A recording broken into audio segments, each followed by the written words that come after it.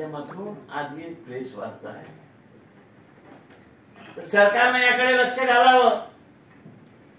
नाही सरकारनं घातलं या शहरातली जनता मोकळी आहे त्या आयुक्ताला जाब विचारायसाठी. आम्ही पुराव्या सकट त्याच्या केबिन मध्ये जाऊन आंदोलन करू आणि याच्यावर न्याय घेऊन राहू. टाउन प्लॅनिंगच्या अधिकाऱ्यावर तुम्ही कमिशनखोरीचा आरोप केला, त्यात प्रशासक सहभागी आहे असा आरोप आहे तुमचा की टाउन प्लॅनिंगच्या अधिकाऱ्यावर मी आता ज्या दलालाचं संभाषण ऐकवलं त्यांनी टाउन प्लॅनिंग आणि फायरचा उल्लेख केलाय. ही सुरुवात झाली माझ्या मतदारसंघातल्या गणेश टावर इथल्या फायरच्या एनओसी वरून आणि त्या दलालांनी पैसे घेऊनही काम नाही केलं. म्हणून त्याला आम्ही फोन लावला तर तो सांगून आला की नागपुरातल्या सर्व मोठ्या लोकांचे कामं मीच करतो. जर महानगरपालिकेतला कारकून जरी लाच घेत असेल तर त्या आयुक्ताचं नियंत्रण नाही आहे तेव्हाच तो घेतो. आयुक्ताचा दलाला असला तर कोणी चव्हाणनी सुद्धा या शहरातल्या जनतेची लुटू शकत नाही. ही महानगरपालिका, मी 15 वर्ष महानगरपालिकेत होतो, मला माहिती आहे. महापौर होतो, विरोधी पक्षनेताही होतो आणि 2002 मध्ये महापौर असताना टॅक्सचा घोटाळा करून एका रात्रीत 12 लोक सस्पेंड करवले होते जे लोकांची लूट करत होते. तर जर प्रशासनाचा धाक असेल, आज ठेलेवाल्यांचे सामान उचलून ते सामान सोडायचे 2-3 हजार रुपये तो हरीश नावाचा वार्ड अधिकारी घेतो आणि त्या ठेलेवाल्यांवर 353 दाखल करतो पोलिसांचा धाक दाखवून. तर या शहरात अराजकता माजलेली नाही का? जर लोक रस्त्यावर उचलले यांच्या विरोधात आणि शहरातली शांतता भंग झाली याच्यासाठी जबाबदारी कोण स्वीकारणार आहे? म्हणून आमचा हा उठाठोबा. आता ते आंदोलन चालू होतं, शांततेनं चालू होतं, तुम्ही तिथे बुलडोजर घेऊन गेले का? अशी कोणती इमर्जन्सी होती की सकाळी 6 वाजता बुलडोजरच्या सहाय्याने त्यांना तिथे हटवायचं? आणि जर सगळी जनता जर उठली असती आंबेडकरी आणि जर तुम्ही या पद्धतीनं लोकांचं आंदोलन, तुम्हाला द्यायचं आहे नाही द्या, परंतु लोकांची मागणी आहे. आणि अशाच एका प्रकरणामध्ये माननीय मुख्यमंत्र्यांनी हस्तक्षेप करून अंबाझरीचं बाबासाहेब आंबेडकर उद्यान बनवून दिले, हॉलचा वर्क ऑर्डर काढून दिला, त्या गरुडा कंपनीचं टेंडर केलं. पण या आंबेडकर नॅशनल पार्कचं जे आंदोलन आहे ते उद्ध्वस्त करायसाठी कोणाचा प्लॅनिंग होता? याचा सूत्रधार कोण आहे? कोणाच्या मर्जीने तिथे सकाळी 6 वाजता बुलडोजर जातो, इतकी पोलीस जाते, कोण कोण याच्यात होतं? मला वाटते ते कोणी राज्यकर्त्यांनी तर सांगितलेलं हे काम नाहीये. एखादा कोणी बिल्डर असावा, त्यांनी या हरीश राऊत सारख्या भ्रष्टाचारी अधिकाऱ्याला अतिक्रमणाच्या हाताशी पाठवून सकाळी हे केलेलं कृत्य आहे आणि त्याच्या निलंबनाची मागणी आम्ही करणार आहोत. नाही केली तर या शहरभर आंदोलन पेटवू आहोत. आयुक्त, मी जर एखाद्या संस्थेचा अध्यक्ष आहे आणि त्या संस्थेच्या खालच्या लोकांवर माझं नियंत्रण नाही आणि ते भ्रष्टाचार करून झाले तर त्याला जबाबदार कोण आहे? त्याला जबाबदार कोण आहे? जर माझं नियंत्रण आहे, माझ्या खालचे वार्ड अधिकारी, इंजीनियर, अरे नहीं रे भैया अपन ने सारे चवन्नी लिए तो ये अपना घर में बिठाएंगे असं माहित आहे तर त्यांची हिंमत होणार आहे का? मग ते का बरं दुर्लक्ष करत आहे? असे अनेक प्रकरण आहे ना माझ्याजवळ, मी देणार आहे ना की नियम बाह्य पद्धतीने TDR कसे दिले तुम्ही, हे सगळे आहे माझ्याजवळ आणि सगळे एक एक करून काढणार आहे. म्हणून आता तुम्ही आज एवढ्यावर थांबवतो, तुम्ही सांगतो ना मी पुढच्या सिरियल मध्ये कोण आहे. माझी विनंती आहे की जी घटना घडली 6 वाजता आणि त्या ठिकाणी चंदूभाऊ आणि त्या आमच्या महिला होत्या, सगळ्या ज्या महिलांना ताब्यात ठेवण्यात आलं त्यांची सुद्धा आपण वार्ता बाबासाहेब आंबेडकर इंटरनॅशनल पार्क बचाव कृषी समितीचा अध्यक्ष नात्याने नारा पार्कचा जो घटनाक्रम आहे आणि 16 ऑक्टोबर रोजी जी अमानुष घटना झाली त्या घटनेला मी आपल्या समोर ठेवू इच्छितो आणि अपेक्षा करतो की ती घटना किंवा नारा पार्क हा आपण लोकांसमोर, जनतेसमोर मांडावा हीच आपल्याकडून अपेक्षा आहे. सगळ्यात पहिले मी नारा पार्कचा जो घटना आहे किंवा नारा पार्कचा जो इतिहास आहे मी 2 मिनिटांमध्ये आपल्यासमोर सांगू इच्छितो. जो नारा पार्क 2000 मध्ये नागपूरच्या डीपी प्लॅन मध्ये शांक्शन आहे, त्याचा मी 1-2 मिनिटांमध्ये आपल्यासमोर ठेवतो की 2000 मध्ये नागपूरच्या विकास आराखड्यामध्ये नारा पार्कला 130 एकर जागा आरक्षित केली गेली होती. 23 मार्च 2004 ला महाराष्ट्र शासनाने खरेदीची सूचना कायम केली आणि पुढील कार्यवाहीसाठी नागपूर सुधार करण्याकडे प्रकरण सोपवले. त्यानंतर 2005 ला भूसंपादन अधिकारी यांच्या पत्रानुसार नागपूर सुधार प्रन्यासला पत्र पाठवून कागदपत्राची पूर्तता करण्याची जिल्हाधिकारी यांच्याकडे पाठविले. 2005 ला पार्कच्या विकासासाठी जागा संपादित करण्यासाठी नागपूर सुधार प्रन्यासने माननीय जिल्हाधिकारी यांना कळविले.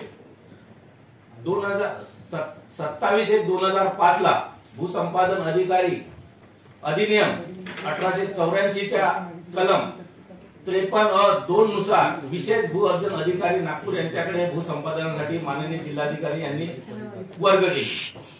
27/1/2005 ला एनआयटी ऍक्ट 1936 नुसार नागपूर शहराचा आणि तदनुसार नागपूर महानगर विस्तार आणि विकास सुस्थबद्ध रीतीने व्हावा हा नागपूर सुधारचा मुख्य उद्देश. 2005 ला 29/1/2005 ला विशेष भूसंपादन अधिकारी नागपूर याच्या पत्रानुसार नागपूर सुधार प्रन्यासला अंदाजित रक्कम 7,07,54,000 च्या 1/3 5,30,00,000 भूसंपादनाचा कार्यवाहीसाठी रक्कम जमा करण्याचे कळविले. 26/9/2006 ला 5,30,00,000 रुपये धनादेश भूसंपादन अधिकारी यांच्याकडे एनआयटी कडून सुपूर्द करण्यात आला. 2/2/2011 ला विशेष भूसंपादन अधिकारी नागपूर यांनी पत्रानुसार कार्यालयीन खर्चाकरिता किरकोळ खर्चाकरिता परत 11,50,000 रुपये जमा करण्यास सांगितले. नागपूर सुधार प्रन्यासने 11,50,000 रुपये हे भूसंपादन अधिकारी यांच्याकडे पाठविला.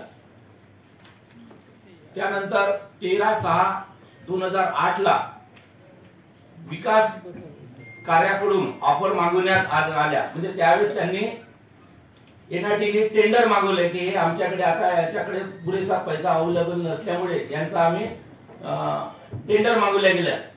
त्यानुसार 2008 ला ठराव घेऊन 1068 नुसार तिन्ही ऑफर रद्द करण्यात आल्या.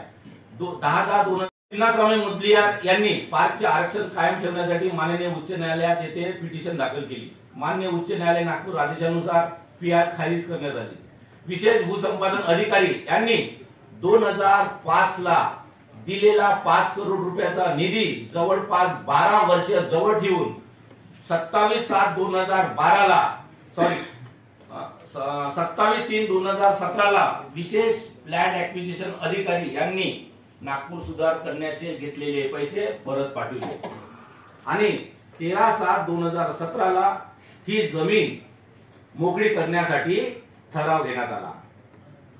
18/6/2019 ला रिट पिटिशन माननीय उच्च न्यायालयात दाखल करण्यात आली संबंधित कास्तकार बिल्डर आणि संबंधित त्या जागेचे मालकाकडून. 2023 ला ठराव क्रमांक 5 खाजगी विकासाकडून जमीन मालकांना योग्य मोबदला एफओआय चे मागून संपूर्ण खर्च खाजगी विकासाकडून करण्याच्या अटीवर मंजूर करण्यात आली. त्यानंतर 2024 ला नागपूर सुधार प्रन्यासने स्थानिक वृत्तपत्रामध्ये याचं टेंडर काढलं की ह्या बगीचाचा विकास करायचा आहे. असा हा एकंदरीत नारा पार्कचा 2000 पासून तर 2025 पर्यंतचा हा पार्कचा घटनाक्रम आहे. आता याच्या संबंधित मी काही आपल्याला डॉक्युमेंट दाखवू इच्छितो की 2006 ला नागपूर सुधार प्रन्यास आणि लँड ऍक्विजिशन ऑफिसर जे कलेक्टरच्या अधीनस्थ काम करते त्यांचं हे 5 करोड रुपये दिल्याचं पत्र आहे. हा व्यवहार झालेला आहे आणि त्याचा जो डीडी जो आहे किंवा पैशाचा जो आहे तो हे डॉक्युमेंट्स आहे की 5 करोड रुपयाचा जो ड्रॉप आहे डीडी हा त्यांनी ट्रान्सफर केलेला होता आणि तोच परत 17 ला वापस घेण्यात आला. किरकोळ कामासाठी 11,50,000 रुपयाचा परत जो खर्च मागितला गेला आहे लँड ऍप्लिकेशन ऑफिसर कडनं तो पण हा खर्चाचा ट्रान्सफर केलेला डीडीचा डॉक्युमेंट्स आहे. नवभारतने नागपूर सुधार प्रन्यासने हे टेंडर काढण्यात गेल्या पार्कचं. एकंदरीत हे नवभारतने छापलेलं टेंडरची कॉपी आहे आणि हा नागपूरचा डीपी प्लॅन. त्यामध्ये स्पष्ट आहे 130 एकर जागा ही नारा पार्क, तो नारा पार्क आता doctor Babasaheb Ambedkar international park झालेला आहे, त्याचा हा डीपी प्लॅन.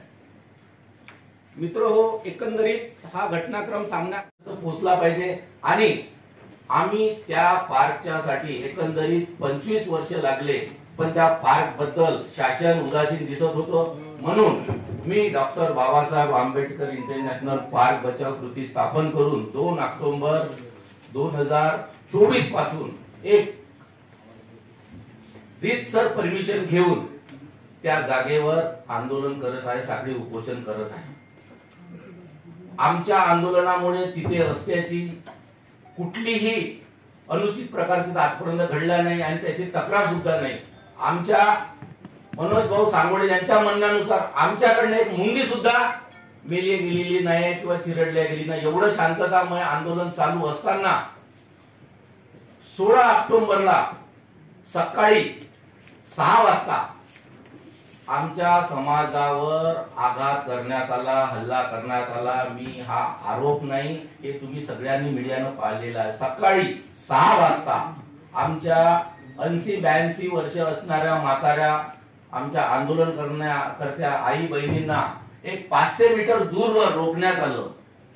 उन्हा तानामध्ये 12, 1, 1:30, 2 वाजेपर्यंत त्यांना उन्हात ठेवण्यात आलं आणि सांगितलं गेलं की तुम्ही जर आतमध्ये जाण्याचा प्रयत्न केला तर तुम्हाला इथूनच सरळ जेलमध्ये टाकण्यात गेल्यात जाईल. त्यामधल्या 2-3 महिला चक्कर येऊन पडल्या.